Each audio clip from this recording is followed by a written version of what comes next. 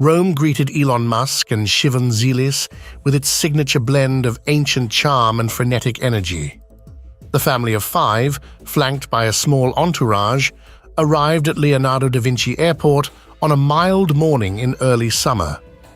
Elon's usual reserved demeanor contrasted with the bubbling excitement of their twin toddlers, Strider and Azure, who were too young to appreciate the gravity of where they were, but thrilled nonetheless by the novel sights and sounds. Their youngest, nestled in Shivan's arms, snoozed contentedly, blissfully unaware of the adventure ahead. Their vacation had been planned as a rare escape from their demanding routines. Shivan, an accomplished tech executive in her own right, had suggested a mix of relaxation and cultural exploration. Elon, ever pragmatic, had hesitated at first. "I'm not exactly the Vatican type," he'd said with a wry smile, only half joking. But Shivan's point was hard to argue with.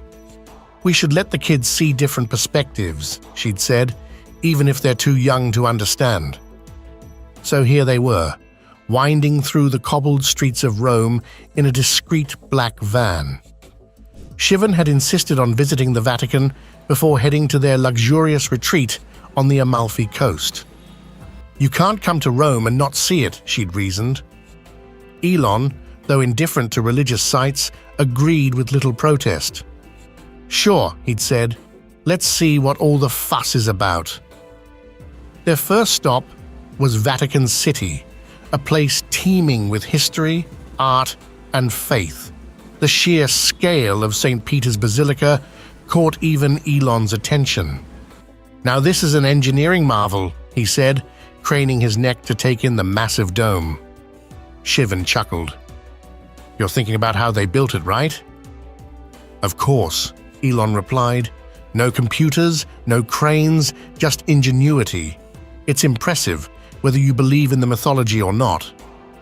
Their guide, a knowledgeable young woman with a talent for storytelling, explained the history of the basilica as they toured. Shivan listened attentively, occasionally pointing out details to the twins, who were more interested in the echoes their little shoes made on the marble floors. Elon, ever the skeptic, asked pointed questions about the science behind the art. How did Michelangelo manage to paint the Sistine Chapel ceiling lying down for so long without ruining his neck? The guide laughed. Actually, he stood for most of it, leaning back on scaffolding. Strider and Azure, meanwhile, were captivated by the light streaming through the basilica's grand windows, casting colorful patterns on the floors. Shivan crouched down to their level, her voice gentle. "Isn't it pretty?" she asked. The twins nodded in unison, their wide eyes reflecting the kaleidoscope of colors. Though Shivan rarely spoke about religion, she seemed to appreciate the broader significance of the visit. As they passed by Michelangelo's Pietà, she murmured, "There's something deeply human about this. It's not just about faith, it's about creativity and resilience." Elon nodded thoughtfully, but remained largely quiet, preferring to observe. He wasn't one to judge belief systems, even if he found them illogical. "Kindness matters more than dogma," he'd said many times. Shivan shared his pragmatic worldview, but her insistence on this visit wasn't lost on him. It was less about religion and more about fostering open-mindedness in their children. Elon Musk didn't know that he and his family would visit Pope Francis that day. Just watch what happens next, it's unbelievable. Their tour through St. Peter's Basilica had already felt surreal, but when their guide paused in front of a smaller chapel and whispered, "The Pope is here today," Shivan's eyes lit up. Elon raised an eyebrow. "Pope Francis?" he asked, his tone half incredulous. "Yes," the guide replied. "It's not uncommon for him to hold informal sessions here, but it's always unannounced." For a moment, Elon hesitated. He wasn't one to seek out religious leaders, but Shivan's curiosity was palpable. "Let's check it out," she said, her voice calm but insistent. The twins, too young to grasp the gravity of the moment, tugged at her hands. They entered the chapel, its atmosphere markedly different from the grandiosity of the main basilica. It was smaller, intimate, and bathed in soft light. In the center stood Pope Francis, his white robes simple and unadorned, speaking to a small audience. The space was quiet, save for the hum of murmured prayers and the occasional shuffle of footsteps. Siobhan's gaze was immediately drawn to the ornate, woven vase figure behind the Pope, an intricate piece of craftsmanship that seemed to radiate warmth. "It's beautiful," she whispered, almost to herself. Elon followed her gaze and nodded slightly. "Interesting design," he said. "I wonder what inspired it." His curiosity about the human effort behind such creations often outpaced his disinterest in their religious significance. The guide gestured to a row of empty seats.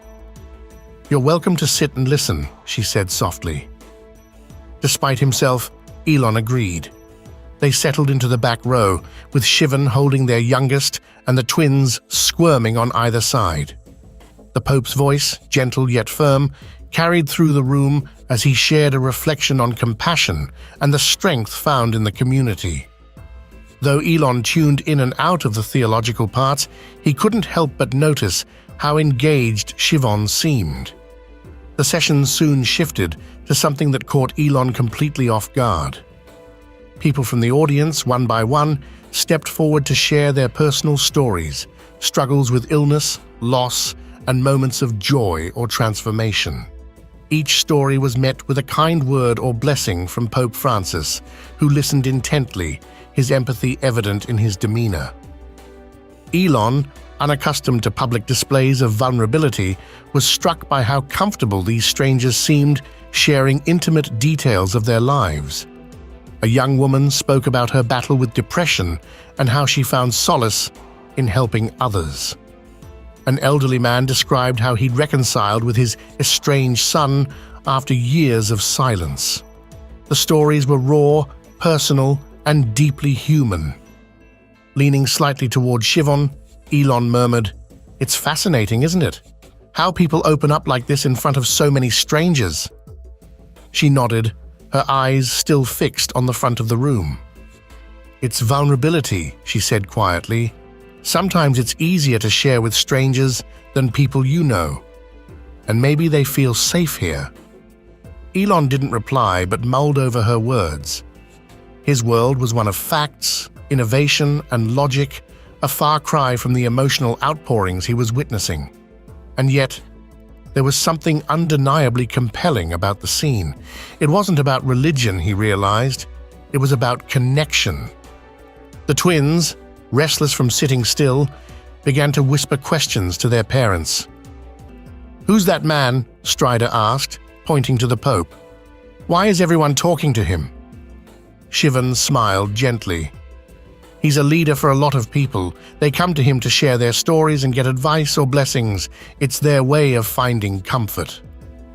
As the session came to a close, the Pope offered a simple prayer for unity and kindness, his words resonating with the small crowd. Elon, who rarely lingered in moments of sentiment, found himself reflecting on the humility of the scene. It was, in many ways, the opposite of his world, unpolished, deeply emotional, and centered on faith. And yet, it wasn't entirely foreign. In his own way, he valued kindness, connection, and the pursuit of something bigger than oneself. Elon's vague thoughts, swirling with impressions of the chapel and the Pope's words, were interrupted by a story shared by a woman near the front of the gathering.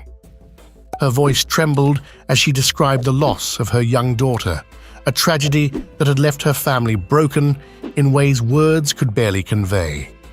She spoke of long nights spent in despair and prayers that felt like they vanished into the void. And then, after years of pain, she was now pregnant again. Tears streamed down her face as she told the room how she believed God had sent this child as comfort and a reminder of hope. Elon stiffened in his seat, a pang of something raw and familiar rippling through him. He'd lost a child too, Nevada, his firstborn, who had died suddenly of SIDS at just 10 weeks old. That was nearly 2 decades ago, but the memory of it was like an ache buried deep in his chest. He rarely spoke of it, even to those closest to him. For years, he dealt with the grief by burying himself in work, clinging to the belief that progress, science, medicine, and technology could solve the world's greatest problems, even the ones that had taken his son. But as he listened to this woman, he felt an unsettling tug of recognition. He wasn't sure what he believed about faith, but there was something undeniably powerful about her story.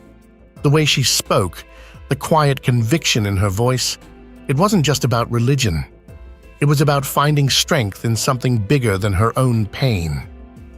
For the first time, Elon felt a flicker of understanding about why people shared their most personal sorrows in spaces like this. It wasn't about the answers they might receive. It was about the act of unburdening themselves. It was as if the room itself absorbed a part of their sadness, making it just a little easier to carry. He wondered if that was what faith felt like, a sense of shared humanity, a belief that you didn't have to hold everything alone. The thought startled him, and he shifted uncomfortably in his seat. What would it be like, he wondered, to say out loud the thing he had kept silent for so long? Could he? Would anyone even care to hear it? His train of thought was interrupted by a gentle nudge from Siobhan. "Elon," she whispered, her voice bringing him back to the present. "It's our turn." He blinked, suddenly realizing that families were lining up to meet the Pope for a personal blessing. Siobhan had already stood, balancing their youngest child on her hip, and the twins were tugging at her free hand. The guide gestured toward the front, and without much thought, Elon rose to follow. The line moved quickly, but each family seemed to have their own small moment with the Pope. As they approached, Elon noticed how ordinary the interaction seemed, despite the reverence of those around him. There was no pomp, no pretense, just a man in white robes offering words of comfort and warmth. When it was their turn, Elon stepped forward with his family, a little unsure of what to expect. Pope Francis greeted them with a gentle smile, his eyes crinkling at the corners. It was clear he recognized Elon, but there was no mention of fame or titles. Instead, he simply extended his hand in welcome. "Mr. Musk," he said, his voice warm and steady. "It's good to see you here." "And you, Your Holiness," Elon replied, his voice quieter than usual. He wasn't sure why, but the simplicity of the interaction put him at ease. For a moment, it felt like they were just two ordinary people having a conversation. Siobhan introduced herself and the children, her tone soft but cheerful. The Pope bent slightly to greet the twins, who stared at him with wide eyes before shyly hiding behind Siobhan's legs. Their youngest, still in her arms, cooed and reached a tiny hand toward him. Pope Francis chuckled softly, touching the baby's hand with his own. The Pope's words were brief but thoughtful. He spoke about the importance of family, the beauty of children, and the power of love in all its forms. Elon listened, nodding occasionally, but his mind kept drifting back to the story of the woman in the audience. He wasn't sure if it was the setting, the stories, or simply the rarity of this kind of quiet moment, but something about it all stayed with him. When the interaction ended, the Pope offered a small blessing, one hand raised over the family. It was a simple gesture, but even Elon, who didn't believe in its spiritual significance, felt a strange sense of calm as they turned to leave. After they received the blessing, Elon turned back to the audience, intending to follow Siobhan and the kids toward the exit. But his gaze caught on something that stopped him in his tracks. Time seemed to slow as his eyes settled on a family sitting a few rows back, a father, a mother, and two children. They were dressed modestly, their clothes slightly worn but clean, and they sat close together, sharing quiet smiles. The youngest child, a boy no older than 5, giggled as his sister whispered something into his ear. The father chuckled, ruffling the boy's hair, while the mother looked on with an expression of serene contentment. Elon felt his chest tighten. For a fleeting moment, everything around him, the low hum of voices, the ornate walls of the chapel, even Shivon's gentle nudging to keep moving, faded into the background. All he could see was this family, seemingly unburdened by the weight of the world outside. It wasn't that he thought their lives were perfect. He knew better. These people, like everyone else, likely had jobs to go to, bills to pay, worries about the future. Maybe they were struggling to make ends meet. Maybe they were dealing with illness, loss, or uncertainty. And yet, at this moment, none of that seemed to matter. Here, in this space, they looked free, equal, happy. Elon's mind, always working to analyze and categorize, struggled to make sense of what he was feeling. Was this what faith did? Was it some kind of sanctuary that allowed people to leave their identities and struggles at the door, even if only for a while? Did it strip away the layers of individuality, status, wealth, problems, and leave only the core of what it meant to be human? The thought unsettled him. He had spent his life focused on building solutions, solving problems, and shaping the future through technology and innovation. But this was something entirely different. It wasn't about solving anything, it was about letting go. He wasn't sure why it stuck with him, but it did. Even as they left the chapel and continued their tour of the Vatican, even as the holiday unfolded with its planned luxury and leisure, the image of that family stayed in his mind. He didn't know if it was faith, kindness, or just the power of shared humanity. But whatever it was, it felt significant. And for the first time in a long while, Elon Musk couldn't stop thinking about religion. Do you think faith, religious or not, has the power to make people feel equal, even if only temporarily? Why or why not? We'd love to hear your thoughts, so please leave a comment below. Thanks for watching. We will see you in the next video.